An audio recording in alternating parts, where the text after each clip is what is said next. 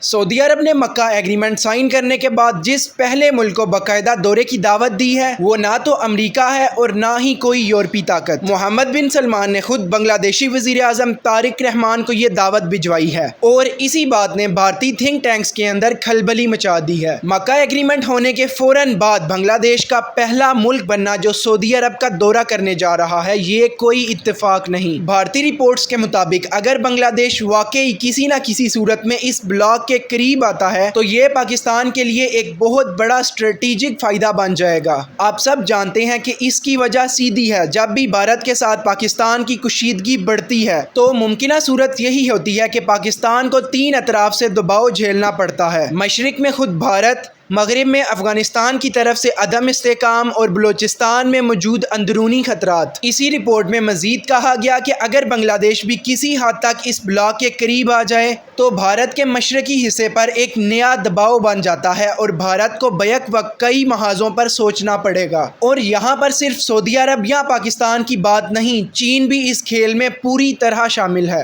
Reports کے مطابق بھارت اور بنگلہ دیش کی سرحد کے قریب ایک بڑا ملٹری زون بنانے کی تجویز زیر غور ہے، جس میں تینوں ممالک چین، پاکستان اور ترکی کی شمولیت کی بات چیت ہو رہی ہے۔ اس کے علاوہ بنگلہ دیش کو جدید J-10C لڑاکا طیارے بھی فراہم کرنے کی تیاری کی جا رہی ہے۔ ناظرین ہمیں کمنٹ کر کے ضرور بتائیے گا کہ آپ اس بارے میں کیا رائے رکھتے ہیں، یعنی ایک طرف سعودی عرب سفارتی سطح پر بنگلہ دیش کو قریب لا رہا ہے تو دوسری طرف چین اور پاکستان پہلے ہی وہاں فوجی بنیادیں مضبوط کر رہے ہیں، اور یہی وہ پوائنٹ ہے جس کی وجہ سے بھارتی تجزیہ کار اسے محض سفارتی خط نہیں بلکہ ایک بڑی اور مضبوط حکمت عملی کا حصہ سمجھ رہے ہیں۔ بھارت کے چاروں اطراف اب ایک نیا نقشہ بنتا دکھائی دے رہا ہے اور اس نقشے کا ہر خط پاکستان کے حق میں جھکتا نظر آ رہا ہے۔ تو ناظرین یہ تھی تمام ڈیولپمنٹ، آپ اس بارے میں کیا رائے رکھتے ہیں؟ اپنی رائے کا اظہار کمنٹ سیکشن میں ضرور کیجیے گا۔